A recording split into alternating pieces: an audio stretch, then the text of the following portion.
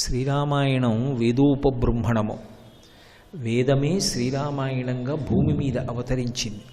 అందుకే శ్రీరామాయణం ఎంతకాలం చదవబడుతుందో, శ్రీరామాయణం ఎంతకాలం ప్రవచనం చెయ్యబడుతుందో, శ్రీరామాయణంలో ఉన్న విషయాన్ని అనుష్ఠాన పర్యంతంలోకి తెచ్చుకోవాలని మనుష్యుడు ఎంతకాలమో ఆర్తి పొంది ఉంటాడో అంతకాలము మనుష్యత్వము నిలబడుతుంది.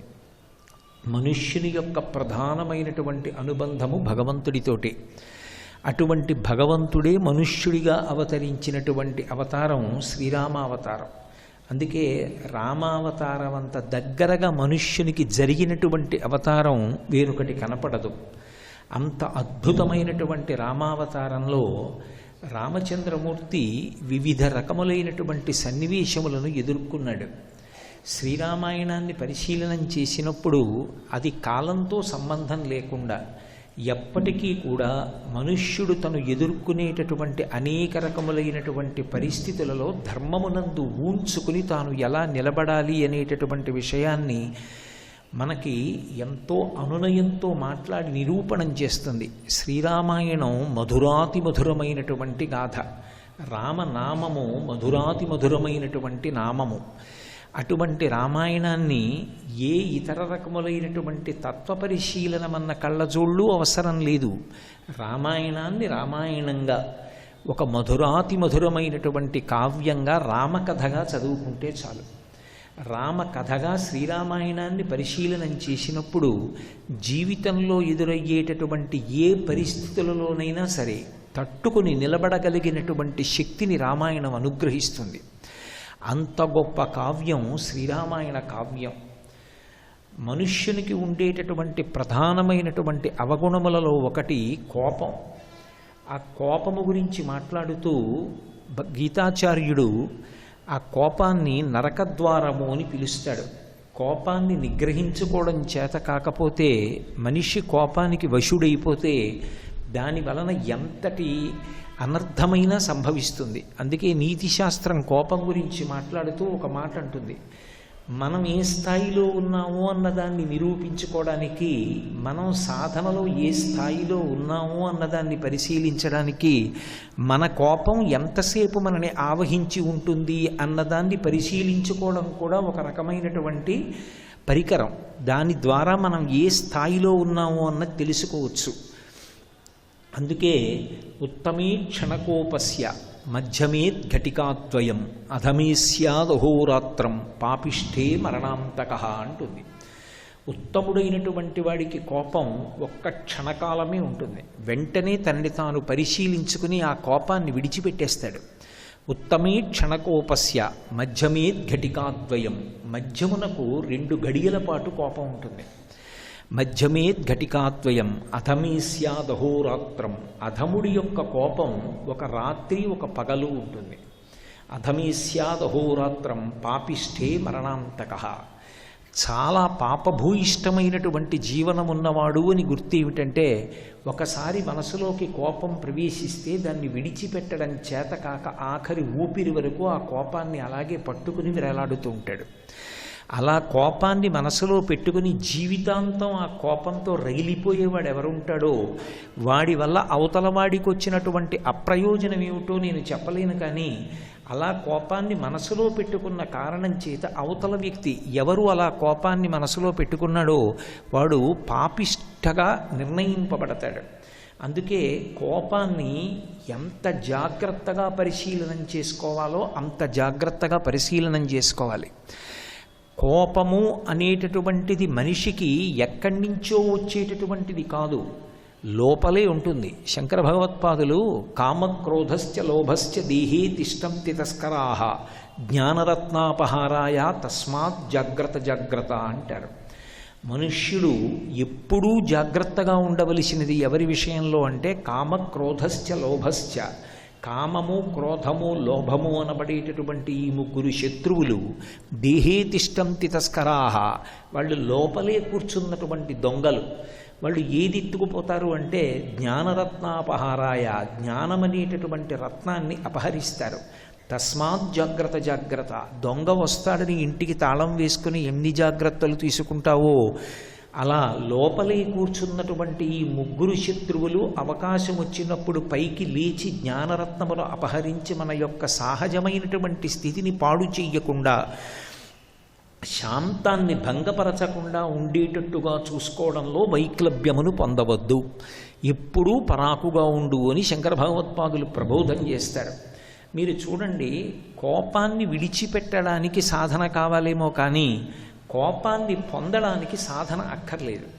కోపము అనేటటువంటిది ఎక్కడి నుంచో రావడానికి, అది ఎక్కడెక్కడో ఉండే ఒక వస్తువు, అది ప్రయాణం చేసి వచ్చి లోపలికి ప్రవేశించడం ఉండదు. అదును చూసుకుని ఆ కోపం లోపలే పైకి వస్తుంది. ఆ కోపం అనేటటువంటి శత్రువు కానీ పైకి లేచిందా, దానికి కృష్ణవర్ధనం అని వేదాంత శాస్త్రంలో ఒక పేరు.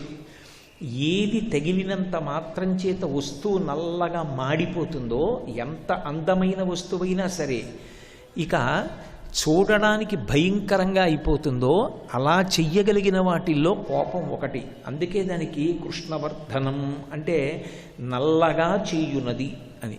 అందుకే కోపం బాగా వచ్చేసినటువంటి వ్యక్తిని మీరు ఒక ఛాయాచిత్రం తీసి చూపించారనుకోండి, ఆయనే భయపడతాడు, ఏమిటి కోపం వస్తే నేను ఇలా ఉంటానా అని.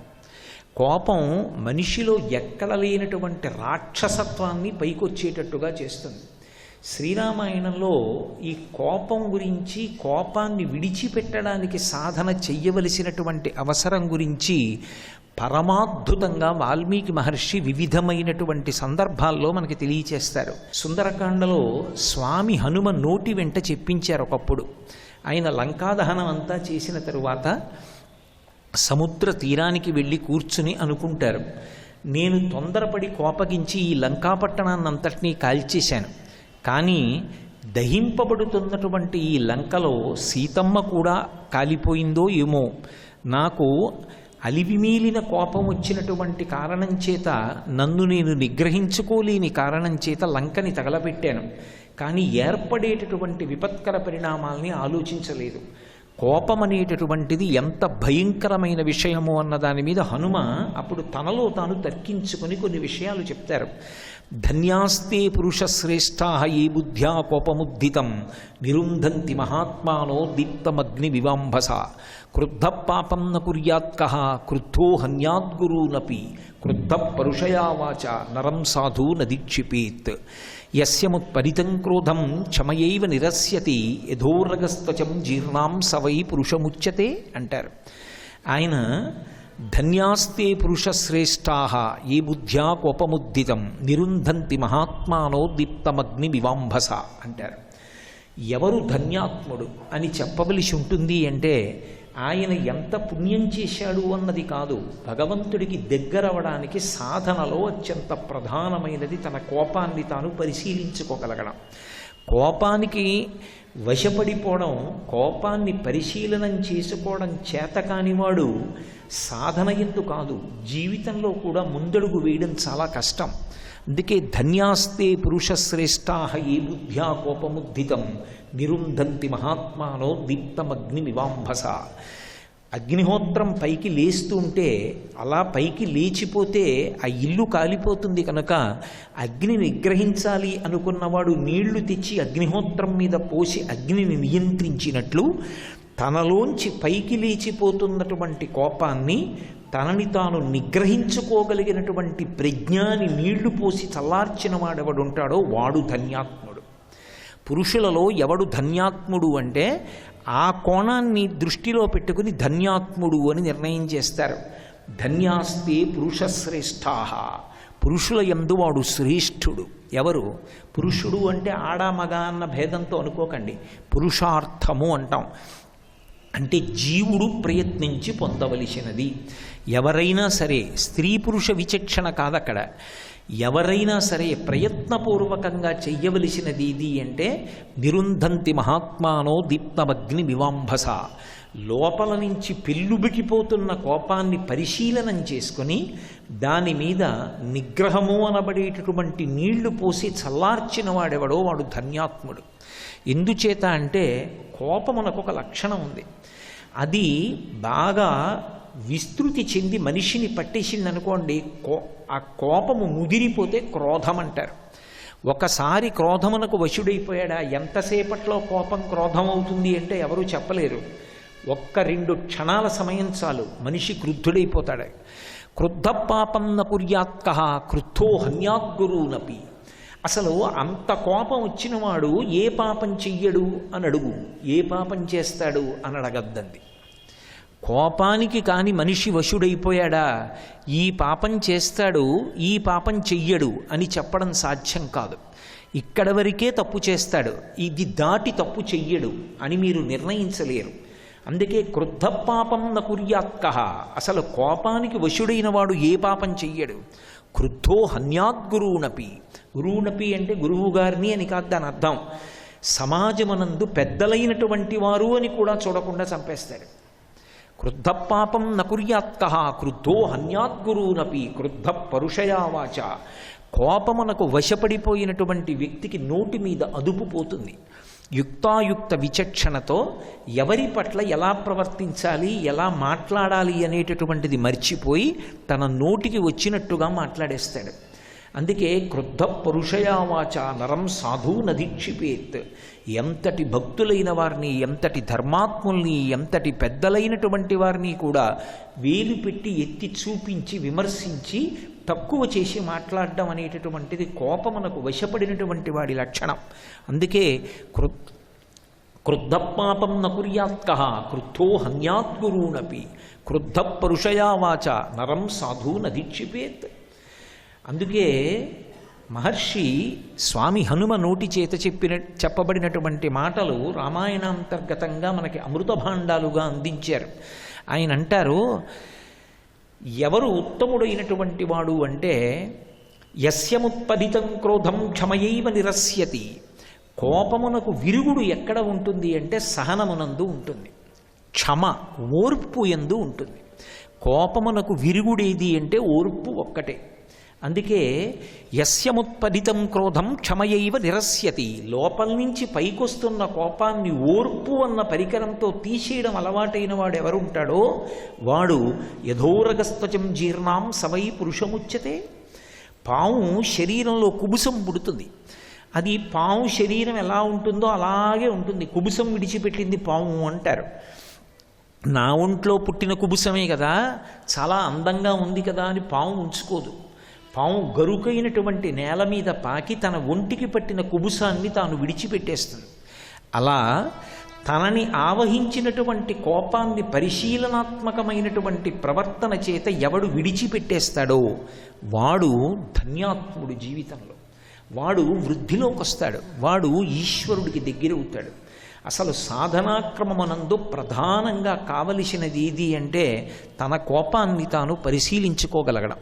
అందుకే శ్రీరామాయణం శ్లోకాలలో కొన్ని ప్రతిపాదనలు అసలు కోపాన్ని పరిశీలనం చేసుకోవడానికి, కోపం నుంచి విముక్తుడవడానికి ప్రయత్నం చేసి తీరాలి. ఎందుచేత అంటే ఒక్క కోపం అనేటటువంటి దాన్ని పరిశీలించుకోవడం చేత కాకపోతే దానిలోంచి ఎన్నో అవగుణములు పుడతాయి.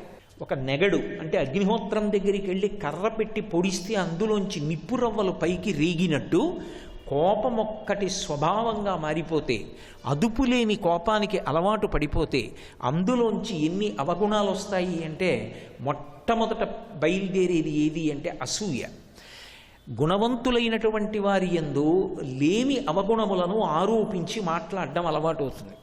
కుట్ర, అవతల వాళ్ళని పాడు చేయడానికి పగతోటి కుట్రతోటి కూడుకున్నటువంటి దుర్మార్గపు ఆలోచనలు చేసి అమలు చేసేటటువంటి విధానం మనసులో ప్రచోదనమవుతుంది.